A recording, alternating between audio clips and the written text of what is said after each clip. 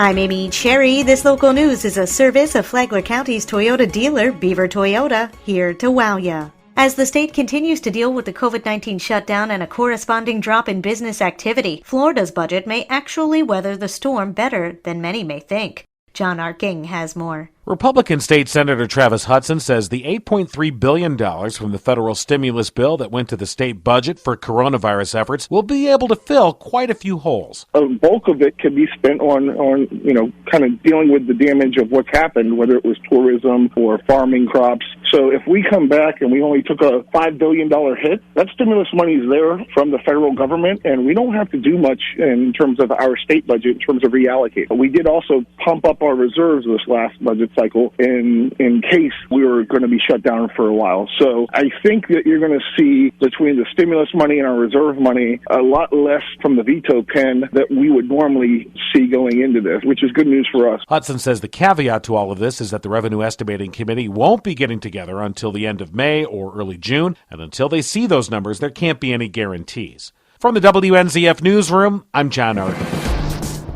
Now that Governor Ron DeSantis has officially shuttered Florida schools for the rest of the year, what's the plan for graduations? That's like the million-dollar question, is what are we going to do with graduation? Outgoing Flagler School Superintendent Jim Tager says they hope to have a decision by May 1st. One of the things is we could back up what we have planned for the Ocean Center. We've also had students that are saying they'd like to do something to honor them on the date that they do graduate. So we're looking at some creative solutions. It's important to our graduates. They've worked hard to get where they are, so we are going to come up with a way to honor them. But what those creative solutions exactly look like remains to be seen.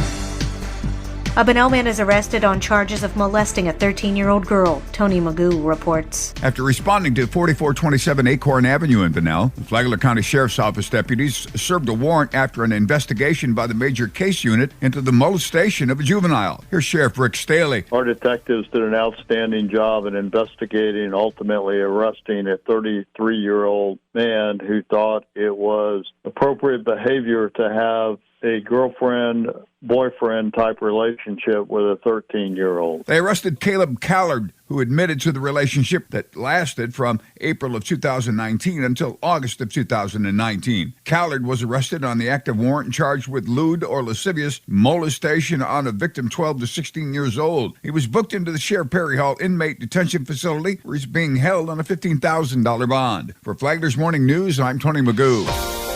If I need help, where can I go? Do I have to go to several different places in the county? Carrie Baird, the CEO of Flagler Cares, says no. We've created a new mechanism in the county where people can go to one place to ask for help as early as possible. By early, Baird means before they start falling behind on paying their bills or losing their housing. She said that Flagler Cares would work with Flagler Health Plus out of St. Johns County. They've had a unified, coordinated system for several years now, and we're piggybacking on their data system to be able to bring this new collaborative together in Flagler County. Baird said that Flagler Cares is creating a new infrastructure for the county that it has not had in the past. To listen to the interview, download the Flagler radio app and then go to the Free for All Friday podcast.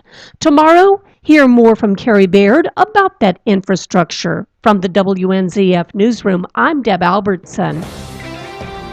Even though we're all apart, we're still here for the community and we still want to stay connected with them. That's why Jessica Rabayo, the Youth Services Librarian at the Flagler County Public Library, has started a video series on social media to kick off National Library Week. So the first video is based on a list from randomactsofkindness.org about how to maintain a routine of kindness during difficult times. And it's all about, taking care of yourself and taking care of others in ways that are positive and healthy to help, people get through this whole ordeal. They're also planning to do storytime videos as well as craft and DIY videos and book reviews in the coming months. Expect about 3 videos a week on the library's Facebook page. And now you're up to date on Flagler's Morning News. I'm Amy Cherry.